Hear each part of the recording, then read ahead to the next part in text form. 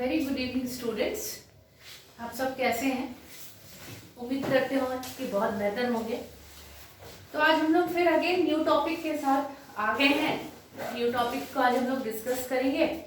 तो आपके बुक के अकॉर्डिंग आपका जो 6 चैप्टर है, हम 5 चैप्टर तक कंटिन्यू कर चुके हैं। जो आपका 6 चैप्टर है जो आपका 6 चैप्टर है वो फॉर्म्स ऑफ बिजनेस ऑर्गेनाइजेशन है।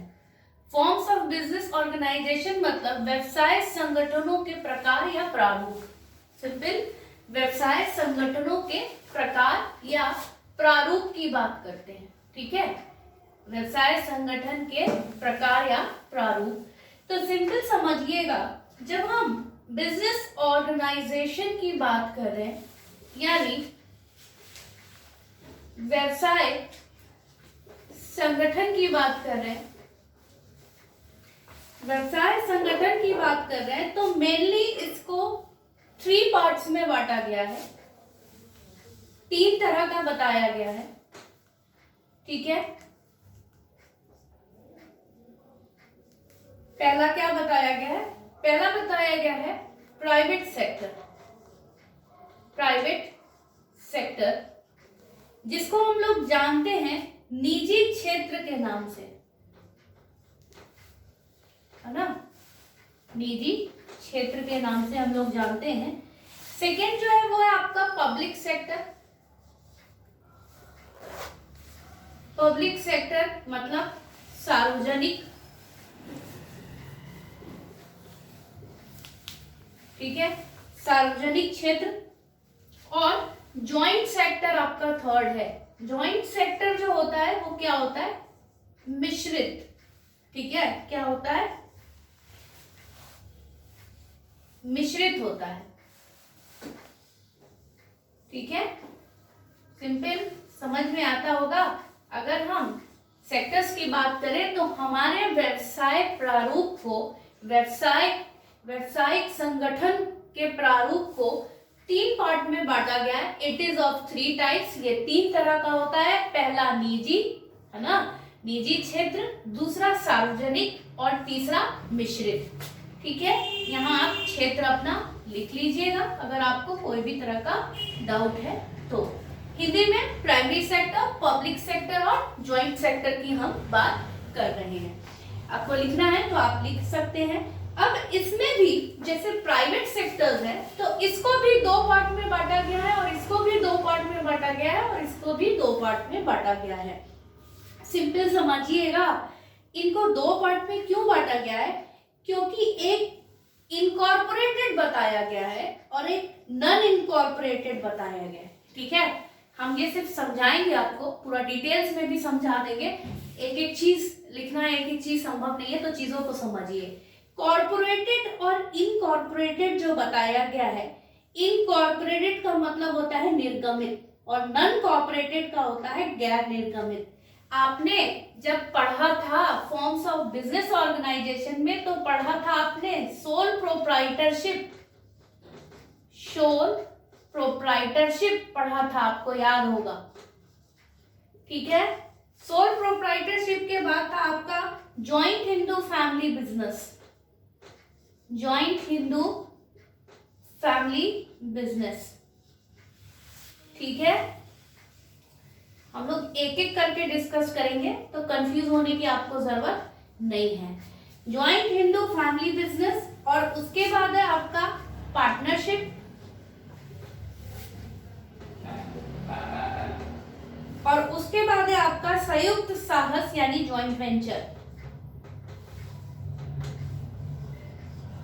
ठीक है, तो आपको याद होगा जब आपने पढ़ा था तो आप हमेशा कंपनी का डेफिनेशन जब भी जानते हैं, कंपनी के बारे में जब हम बात करते हैं जॉइंट स्टॉक कंपनी के बारे में, तो कंपनी का रजिस्टर्ड होना बहुत जरूरी है। यानी कंपनी का रजिस्ट्रेशन जो है वो जरूरी है।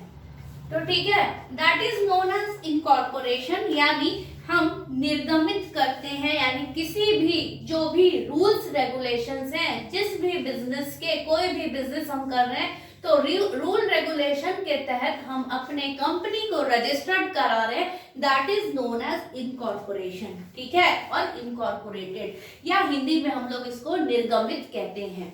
अब आप जानते हैं कि जब आप किसी भी टाइप का बिजनेस कर रहे हैं, सोल प्रोप्राइटरशिप यानी आपको पता है कि सोल प्रोप्राइटरशिप मतलब होता है एकांकी व्यापार या एकल का स्वामित्व। एकल का स्वामित्व मतलब जो एक बिजनेस का अकेले का ऑनर है उसी को कहते हैं एकल का स्वामित्व, है ना। आज आप पढ़े हैं कि जब आप सोल प्रोप्राइटरशिप की हम बात करेंगे तो आपको पता होगा कि सोल प्रोप्राइटरशिप के लिए हमें किसी भी रजिस्ट्रेशन की जरूरत नहीं होती है ना। कोई भी चीज को हमको रजिस्टर्ड नहीं कराना होता है, हम नॉर्मली अपने मन से कहीं भी शॉप खोल के बैठे हुए हैं, चला रहे हैं, हमारे बीच में एक डीड सिंपल समझिए कि हम, हाँ, समझौता जरूर होता है कि मान लीजिए कि कहीं पर आपने किसी तरह का किराए की दुकान ली हुई है, किराए की जमीन पे दुकान किया हुआ है, तो आप उसको एक सर्टेन रेंट पे करते हो, तो आप दो लोगों के बीच में, सिंपल समझिएगा, दो लोगों के बीच में किसी भी तरह का एक एग्रीमेंट बनता है कि इस समय तक यानी 3 साल तक या 4 साल तक आप जो है हमको 5,000 रुपया इसका वैल्यू यानी इस जगह का किराया दोगे एज अ रेंट, ठीक है। तो आपको इसके लिए किसी भी रजिस्ट्रेशन की जरूरत नहीं पड़ती है। वैसे ज्वाइंट हिंदू फैमिली बिजनेस का भी आपने नाम सुना होगा। सेकंड जो है आपका ज्वाइंट हिंदू फैमिली बिजनेस में क्या होता है, संयुक्त हिंदू परिवार व्यवसाय। आपने सुना होगा कि एक फादर की दुकान, पहले दादाजी की दुकान थी, फिर उसके बेटे की दुकान, वही चला रहा है, वही सेम दुकान, फिर उसका बेटा चला रहा है, यानी पीढ़ी दर पीढ़ी जो लोग चलाते चले आ रहे हैं, that is known as joint Hindu family business, ठीक है। ये आपको पता है कि बहुत के घर में देखते होंगे कि कोई ज्वेलरी की किसी की दुकान है, ठीक है, सोने चांदी की जैसे दुकान होती है गहनों की, और उसके पहले पापा चलाते थे, फिर उसका बेटा चला रहा है, फिर उसका बेटा चला रहा है, और कंटिन्यू वो 10 सालों से पीढ़ी दर पीढ़ी लोग चलाते चले आ रहे हैं। तो that is known as joint Hindu family business. हर फैमिलीज के कुछ ना कुछ कॉमन बिजनेस होते हैं जो पीढ़ी दर पीढ़ी लोग चलाते आ रहे हैं, that is known as joint Hindu family business. उसके बाद है आपका जिसको हम लोग संयुक्त हिंदू परिवार के नाम से, व्यवसाय के नाम से जानते हैं। थर्ड है आपका पार्टनरशिप, साझेदारी। आपको समझ में आता होगा जब हम साझेदारी की बात करते हैं, 2 या 2 से अधिक व्यक्ति मिलकर किसी भी व्यवसाय को या किसी भी बिजनेस को जब करने के लिए, स्टार्ट करने के लिए जुड़ते हैं, टू अर्न प्रॉफिट, लाभ कमाना उनका उद्देश्य होता है, तो that is known as partnership या उसको ही हम साझेदारी भी कहते हैं। तो ठीक है, इस सारे टॉपिक को हम लोग को अलग अलग पढ़ना है। तो पार्टनरशिप में भी रजिस्ट्रेशन जो है कंपलसरी नहीं है, हम करा भी सकते हैं और नहीं भी करा सकते हैं, ये हमारे ऊपर डिपेंड्स है कि वेदर हम रजिस्ट्रेशन करा रहे हैं या नहीं करा रहे हैं, ठीक है। वैसे ही फिर आपका पार्टनरशिप यानी साझेदारी की बात हो रही है, और संयुक्त साहस यानी ज्वाइंट वेंचर की बात हो रही है कि 2 लोगों ने अपने मर्जी से अब किसी काम को करने के लिए 2 लोग जुड़े हैं, तो ज्वाइंट वेंचर की बात हो रही है कि अपने मर्जी से 2 लोग अपनी सहमति से किसी काम को कर रहे हैं और उनका उद्देश्य लाभ कमाना है, तो वो भी ज्वाइंट वेंचर का हिस्सा होता है। अब हम लोग एक एक करके सारी चीजों को डील करेंगे। ऐसे आपके जब पब्लिक सेक्टर की बात हो रही थी, तो पब्लिक सेक्टर में joint stock company, departmental store इसका हिस्सा आएगा, ठीक है। तो हम लोग जैसे जैसे आगे पढ़ेंगे तो हम लोग जानेंगे कि ज्वाइंट स्टॉक कंपनी में भी कोऑपरेटिव सोसाइटी, कोऑपरेटिव इंटरप्राइजेस आती हैं, ठीक है। और वैसे ही जब हम ज्वाइंट सेक्टर्स की बात करते हैं यानी मिश्रित क्षेत्र की बात करते हैं, तो उसमें कुछ पब्लिक कॉर्पोरेशन और कुछ गवर्नमेंट कंपनीज आती हैं, ठीक है। आपको बहुत सी गवर्नमेंट कंपनीज के बारे में पता होगा जो मिश्रित चलती है, मतलब मिक्स्ड में चलती है। मिक्स मतलब आधे प्राइवेटली रन कर रही है और आधा उनको गवर्नमेंट देख रहा है, ठीक है। तो उनको हम कहते हैं सेमी गवर्नमेंट कंपनीज, जिनको दोनों 2 तरह के फॉर्म में देखा जाता है, 50-50 के रेशियो में या 30-40 के रेशियो में, वो हम लोग आगे डिटेल में जानेंगे। पहले हम लोग प्राइवेट सेक्टर्स को डिस्कस कर लेते हैं। अब प्राइवेट सेक्टर्स में सबसे पहला आपका है सोल प्रोप्राइटरशिप। सबसे पहले आपका क्या है, सोल प्रोप्राइटरशिप है। तो सबसे पहले चले आइए सोल प्रोप्राइटरशिप में। तो अगर हम लोग सोल प्रोप्राइटरशिप की बात करते हैं, है ना, किसकी बात करते हैं, सोल प्रोप्राइटरशिप की।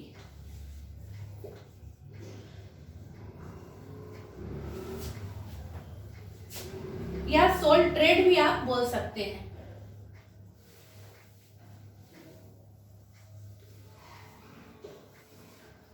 इसको आप सोल ट्रेडिंग या ट्रेड के नाम से भी जान सकते हैं, ठीक है। सोल ट्रेड भी हम इसको बोल सकते हैं और सोल प्रोप्राइटरशिप भी कह सकते हैं। तो सिंपल समझिएगा, जब हम इसके डेफिनेशन की बात करेंगे तो आपको पता है कि एकांकी व्यापार का क्या डेफिनेशन होगा। एकांकी व्यापार या एकांकी व्यवसाय, सिंपल समझिएगा कि एकांकी स्वामित्व व्यवसाय संगठन का वह स्वरूप है जिसका स्वामी केवल एक ही व्यक्ति होता है ना। आज अगर हम इसके डेफिनेशन की बात करें तो इससे तात्पर्य, इससे अर्थ या तात्पर्य, ठीक है, इससे अर्थ या तात्पर्य क्या होगा कि जो भी इसका स्वामी है यानी इस बिजनेस का एक ही व्यक्ति जो है वो स्वामित्व होता है या स्वामी होता है, ठीक है। यानी स्वामित्व मतलब ओनरशिप की बात हो रही है। जब हम सोल ट्रेडिंग की बात करेंगे तो सिंपल समझिएगा, the individual entrepreneur in the form of business organisation as the head of business which stands as an individual की बात हो रही है, ठीक है।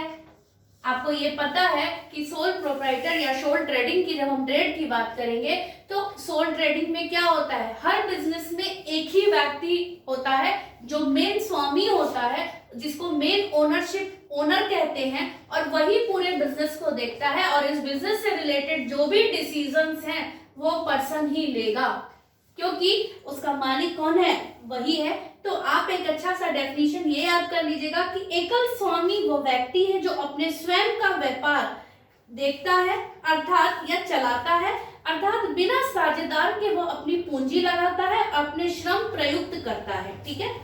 आप डेफिनेशन को और भी अच्छा सा एक लिख लीजिएगा। अगर आपको लिखना है तो डावर का डेफिनेशन लिखिएगा, डावर का डेफिनेशन अच्छा है। अब आप सिंपल समझिए, उसके कुछ फीचर्स हैं और कहता है कि क्या एकांकी व्यापार सदैव छोटा होता है? नहीं, ऐसा नहीं होता है। व्यवसाय जो है वो आपके ऊपर डिपेंड है कि आपके पास कितनी कैपिटल है, पूंजी कितनी है आपके पास। अगर आपके पास पूंजी जो है वो ज्यादा है तो आप ज्यादा पूंजी लगा के बड़े स्केल पे काम कर सकते हो, और अगर आपके पास कम पूंजी है तो आप छोटे स्केल पे काम कर सकते हो। सिंपल समझिए, टेक एन एग्जांपल। यहाँ पर हम आपको एग्जांपल देना चाहेंगे। आपके मोहल्ले में, सोसाइटी में अगल बगल किराने की दुकान होगी, तो कहीं कहीं आप देखते हैं कि आपको छोटी सी दुकान है, सारे सामान मिल जाते हैं वहां पर, आपको कहीं दूसरी जगह जाने की जरूरत नहीं पड़ती है। तो यानी उनके पास कैपिटल की कमी नहीं है, जिसके चलते उन्होंने अपने बिजनेस में सारे चीजों को रखा है और अच्छे खासी इन्वेस्टमेंट की है, यानी पूंजी लगाई है। वही अगर कॉलोनी में कोई छोटी सी दुकान है, जरूरी नहीं है कि उसके पास आपको सारे गुड्स अवेलेबल मिल जाएं, तो इन्होंने अपनी बिजनेस में कैपिटल का जो इन्वेस्टमेंट किया है वो कम किया है, ठीक है। कैपिटल का जो इन्वेस्टमेंट किया है यानी पूंजी का जो इन्वेस्टमेंट किया है वो क्या किया है, कम किया है। इसलिए इनके पास जो गुड्स हैं, उत्पाद हैं, वो कम मात्रा में हैं और हर तरह के उत्पाद नहीं है, यानी हर तरह के products are not available in that shop. ये क्लियर है आपको? तो सिंपल समझिएगा, जब हम इसके फीचर्स की बात करेंगे तो आपको पता है इसकी कुछ विशेषताएं हैं। जैसे पहला, एकांकी का स्वामित्व, एक अकेला इसका ओनर होगा तो स्वामित्व भी कौन होगा, वो अकेला होगा, है ना। वो अकेले का स्वामित्व होगा, कोई डाउट? ठीक है। मान लो कि आपके फादर की दुकान है, आप उसमें हेल्प कर सकते हो, लेकिन डिसीजन आप नहीं लेते होंगे, आपके फादर ही डिसीजन लेते होंगे, है ना। अगर मान लेते हैं थोड़ी देर के लिए पापा और अंकल की दुकान है, ठीक है, तो उसमें भी कोई एक ही लोग डिसीजन लेता होगा जो सीनियर होता होगा। तो सिंपल समझिएगा, एकांकी का स्वामित्व यानी डिसीजन लेने का राइट उसी को है जो शुरू डे वन से सोल ओनर है यानी सोल प्रोप्राइटर है।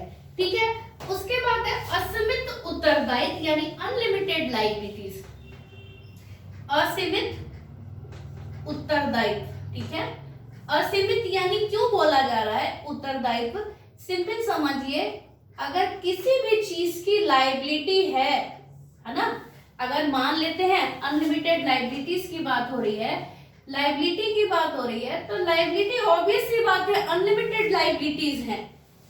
अनलिमिटेड लायबिलिटीज क्यों है, क्योंकि अगर मान लीजिए उसने किसी भी तरह का मार्केट से पैसा उठा रखा है, किसी भी तरह का कुछ पैसा बाकी है, कुछ उधार पे खरीदा है, इसीलिए जो लायबिलिटीज हैं वो अनलिमिटेड हैं। और ये सारे काम जो है ये अकेले एक सोल ट्रेडर को ही करना है। सोल ट्रेडर कहने का मतलब है जो इसका ओनर है, जो मालिक है, उसी को सब कुछ करना है, इसीलिए इसके ऊपर लायबिलिटी जो है अनलिमिटेड है। अगर आप लोग में से भी कोई छोटे स्केल पर यानी कोई घर पे अपना कोई काम करता होगा, कोई दुकान खोला हुआ होगा, तो आपको इस डिसीजंस के बारे में और अनलिमिटेड लायबिलिटी का जो है अंदाजा हो जाएगा कि एक पर्सन के ऊपर अनलिमिटेड लायबिलिटीज होती हैं। क्लियर है? उसके बाद आपका थर्ड पॉइंट है कि no legal formalities, no legal formalities. ठीक है, कोई भी तरह का लीगल फॉर्मेलिटीज का हम लोग को कोई भी काम नहीं होता है, तो सिंपल हम लोग वैधानिक कहते हैं, वैधानिक शिष्टाचारों से मुक्ति।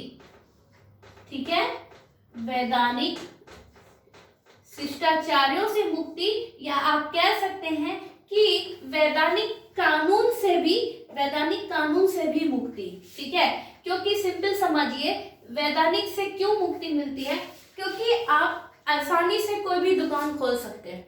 सिंपल समझिए, आपने अपने घर पे खोला है कोई भी दुकान, आपने अपने घर के बाहर खोला है, तो you can easily open your shop. इसके लिए आपको कोई लीगल फॉर्मेलिटीज करने की जरूरत नहीं है, मतलब किसी चीज का हमको रजिस्ट्रेशन नहीं कराना है ना, हम आसानी से खोल सकते हैं और अपनी जब मन किया दुकान बंद भी कर सकते हैं। क्लियर है? तो इसके लिए कोई भी नियम कानून की हमको जरूरत नहीं है, यानी कोई भी फॉर्मेलिटीज करने की जरूरत नहीं है। उसके बाद है सोल प्रोप्राइटर ऑन कैपिटल, यानी पूंजी पर एकाधिक।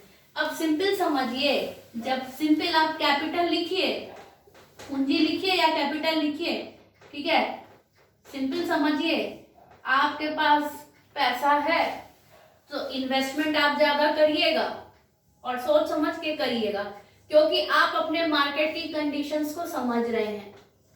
और अगर आपके पास पूंजी नहीं है, कैपिटल नहीं है, तो आप इन्वेस्टमेंट भी कम करिएगा, है ना, इन्वेस्टमेंट भी आप कम करिएगा। तो यहाँ पूंजी की बात हो रही है कि अगर हम देखते हैं हमारा रनिंग बिजनेस है तो हम इसमें पूंजी ज्यादा लगाते हैं, और पूंजी ज्यादा लगाते हैं तो कहीं ना कहीं हमारा रनिंग बिजनेस है तो हमें प्रॉफिट भी होता है, इसीलिए तो हम इन्वेस्ट कर रहे हैं। और अगर हम पूंजी कम लगा रहे हैं तो भी हमारा रनिंग बिजनेस है, तो हम क्या करते हैं, उस पैसे को रोटेट करते हैं। रोटेट करते हैं मतलब मान लो कि हमने 10,000 रुपया लगाया किसी चीज पर और अगेन हमें उस पर 5,000 प्रॉफिट हुआ, तो फिर हम उसे कंटिन्यू हम प्रॉफिट के टर्म्स में उसको फिर रोटेट करते हैं उस पैसे को, है ना। और जब हम देखते हैं कि हमारी उस चीज की सेल्स ज्यादा हो रही है, बिक्री ज्यादा हो रही है, और इस प्रोडक्ट्स पे किसी भी तरह के उत्पाद पे हमको लाभ ज्यादा हो रहा है, प्रॉफिट ज्यादा हो रहा है, तो उस वक्त हम पूंजी का इन्वेस्टमेंट करते हैं। क्लियर है? कैपिटल। उसके बाद आपका नेक्स्ट पॉइंट जो है freedom of selection of business, freedom of selection of business, freedom of selection of business, है ना। Freedom of selection of business की बात जब हम करते हैं तो आपको समझ में आता होगा कि व्यापार का जो चुनाव आप कर रहे हैं, व्यापार का चुनाव जो आप कर रहे हैं, आप फ्री हैं डिसीजन लेने में, है ना। व्यापार का आप चुनाव कर रहे हैं तो आप सिंपल समझिए स्वतंत्र हैं, स्वतंत्र हैं कोई भी डिसीजन लेने में, ठीक है, स्वतंत्र हैं डिसीजन लेने में कि आपको किस तरह का बिजनेस करना है, आपको कौन से उत्पाद से रिलेटेड करना है, कौन से प्रोडक्ट से रिलेटेड बिजनेस करना है। तो you are free to take decision, है ना। जो भी होगा डिसीजन आपका अपना पर्सनल होगा। तो व्यापार का चुनाव आप फ्री हैं। क्योंकि आप क्यों फ्री हैं? क्योंकि सोल प्रोप्राइटर एक अपना ओनर है, यही मालिक है और यही जो है अपना डिसीजन ले सकता है और डिसीजन दे भी सकता है। उसके बाद है सोल मैनेजमेंट। सोल मैनेजमेंट आपको समझ में आता होगा कि मान लीजिए यहाँ पर आपकी कोई दुकान है तो सारी चीजों का मैनेजमेंट आप ही को देखना है, प्रबंध आपको देखना है। क्या देखना है? सोल मैनेजमेंट, यानी एकांकी प्रबंध बोलेंगे। तो ये पूरी चीजों का मैनेजमेंट आप ही को देखना है कि अभी दुकान पे क्या सेल्स ज्यादा है, कौन सा गुड्स हमें लाना है ना, अभी हमको कितने बजे तक टाइम यहाँ देना है, या कितने बजे हमें कोई दूसरा काम है, कहीं पे हमको मान लीजिए दुकान में कोई सामान की कमी है, वो हमको मार्केट से जाके खरीद के लाना है। तो all are the part of management. ये सारे जो है सोल प्रबंध की बात कर रहे हैं, यानी सोल मैनेजमेंट की बात हो रही है। उसके बाद है कार्यक्षेत्र की निर्धारित सीमा। आपके कार्यक्षेत्र की भी एक निर्धारित सीमा होगी। सिंपल समझिएगा कि कार्यक्षेत्र की निर्धारित सीमा कहने का यहाँ पे ये मतलब है कि लिमिटेड एरिया ऑफ ऑपरेशन। आप कोई भी तरह का गुड्स बेच रहे हैं तो जरूरी आपके अगल बगल आजू बाजू वाले लोग तो आपसे परचेस करते ही होंगे, ठीक है। कुछ गुडविल के बेस पर भी आपके पास लोग आते होंगे, गुडविल के आधार पर भी कुछ आते होंगे। तो आपका एक लिमिटेड एरिया है, एक फिक्स एरिया है जहां से इतनी सेल्स तो होनी ही होनी है ना। तो लिमिटेड एरिया ऑफ ऑपरेशन। और उसके बाद आपका easy to start and dissolve, यानी सुगम प्रारंभ और अंत। यानी अगर हम कोई भी बिजनेस स्टार्ट कर रहे हैं और हमारा अगर कंटिन्यू चल रहा है तो हम इसको कंटिन्यू चलाते हैं। और अगर हमारा बिजनेस कंटिन्यू नहीं चल रहा है तो हम इसको बंद कर देते हैं, क्लोज कर देते हैं और कुछ दूसरा सोचते हैं, या कुछ दूसरा करने का सोचते हैं, या दूसरा सोचते हैं, है ना। तो आसानी से हम सोल प्रोप्राइटरशिप को, यानी सोल ट्रेड को, एकांकी व्यापार को हम आसानी से बंद भी कर सकते हैं और आसानी से कंटिन्यू भी कर सकते हैं जब तक चलेगा। उसके बाद है व्यापार में पृथक अस्तित्व नहीं होता है, no separate existence from business. सही बात है। आपने दुकान मान लीजिए थोड़ी देर के लिए एग्जिस्टेंस क्यों नहीं है, आपने दुकान खोल ली, दुकान आपने खोल ली, चल रही है। जरूरी भी नहीं है आपने बस एक छोटा मोटा घर के बाहर ग्रोसरी खोल लिया है तो ग्रोसरी आपकी चल रही है। जरूरी नहीं है कि आप किसी नाम से ही खोलोगे, बिना नाम के भी आप चला रहे हो, है ना। तो इसीलिए इसका कोई एग्जिस्टेंस नहीं होता है, इसीलिए बोला गया है कि इसका कोई भी अस्तित्व नहीं है। उसके बाद है उपयुक्तता, यानी सुटेबिलिटी। आप जो है उपयुक्तता यानी सुटेबिलिटी की बात हो रही है, अपने सुटेबल के हिसाब से, अपनी सुटेबिलिटी के हिसाब से काम करते हो। अभी आपको मन है तो बिजनेस कंटिन्यू करोगे, नहीं मन है तो बिजनेस नहीं करोगे कंटिन्यू। आपको मन है तो आप क्या करते हो, दुकान खोल के बैठे रहते हो। लेकिन अगर अचानक से कोई काम आ जाता है या कोई ऑर्डर आ जाता है तो आप क्या करते हो, सडनली उसको बंद करके फिर मार्केट का काम करते हो। तो अपनी सुटेबिलिटी के हिसाब से काम करते हो, यानी जिस चीज में आपको लगता है कि अब इसकी ज्यादा यूज है, उपयुक्तता है, जिस चीज की ज्यादा उपयोगिता लगती है आप उस चीज को पहले करते हो, ठीक है। तो ये था आपका बिजनेस ऑर्गेनाइजेशन का पहला प्रकार, यानी सोल प्रोप्राइटरशिप क्या होता है, उसके क्या फीचर्स हैं। तो आज हम लोग इतना ही रहने देंगे क्योंकि मेरिट्स और एडवांटेज भी सेम जाएगा, ठीक है। फिर हम लोग नेक्स्ट में पार्टनरशिप पढ़ेंगे और जो भी हमने टाइप्स बताया था, पार्टनरशिप है, उसके कोऑपरेटिव सोसाइटी है, तो हम लोग एक एक करके पढ़ेंगे, नहीं तो हमारा एक साथ वीडियो भी बहुत लंबा हो जाएगा और हो सकता है कि आपको समझने में भी प्रॉब्लम आए। आप सबसे एक रिक्वेस्ट है कि वीडियो को ज्यादा से ज्यादा लाइक्स कीजिए, शेयर कीजिए और सब्सक्राइब कीजिए और ज्यादा से ज्यादा बेनिफिट उठाइए। कोई भी प्रॉब्लम्स है, डाउट्स है तो आप पूछ सकते हैं, ठीक है। मैंने एलएस के बच्चों को भी कहा था कि आप वीडियोस का बेनिफिट उठाइए और आपस में नॉलेज को शेयर कीजिए, चैनल को लाइक कीजिए और सब्सक्राइब कीजिए। Thank you and have a nice day.